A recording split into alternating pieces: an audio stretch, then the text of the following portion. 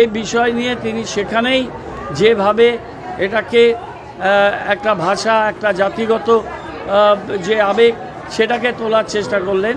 আমরা অত্যন্ত শ্রদ্ধার সাথে আমরা রাজবংশী এবং কামতাপুর ভাষার মানুষদের সম্মান করি এবং মাননীয় মুখ্যমন্ত্রী, আমি এটা স্মরণ করিয়ে দিতে চাই, যখন রাজবংশী একাডেমি করেছিলেন এবং কামতাপুর ভাষার একাডেমি করেছিলেন, দুটো একাডেমির উদ্বোধনী কিন্তু আমাকে দিয়ে তিনি করিয়েছিলেন।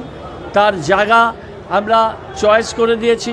আমাদের মধ্যে বহু রাজবংশী ভাষাভাষী, রাজবংশী সম্প্রদায়ের মানুষ আমাদের বিভিন্ন গুরুত্বপূর্ণ জায়গায় আছেন।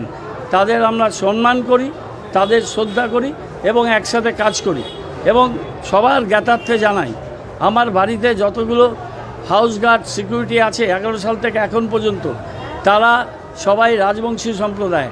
তারা আমার বাড়িতে আমাকে দেখভাল করেন এবং আমার গাড়িতে এখন যে সিকিউরিটি যাচ্ছে তার মধ্যেও একজন পূর্ণেশ্বর, সেও রাজবংশী সম্প্রদায়ের। আমাদের এখানে জন্ম হয়েছি, বড় হয়েছি।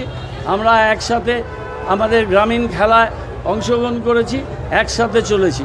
আমরা কোনোদিন কে রাজবংশী, কে কামতাপুরী, কে ভাটিয়া, কে নেপালি, কে বিহারি, আমরা এইভাবে কোনো কিছু দেখি না।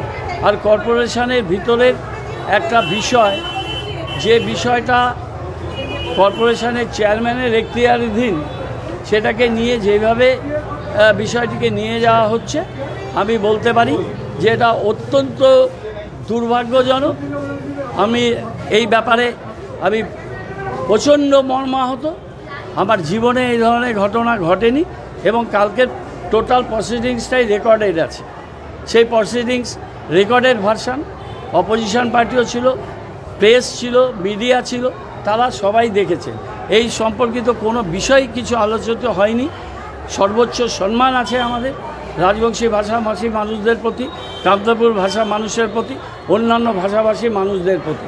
এখানে কেউ যদি এটা নিয়ে অপপ্রচার, অপব্যাখ্যা করে, সেটা অত্যন্ত দুঃখজনক এবং তার জন্য আমি মর্মাহত এবং এ ধরনের ঘটনা হওয়া উচিত নয়, এইটুকু আমি বলতে পারি।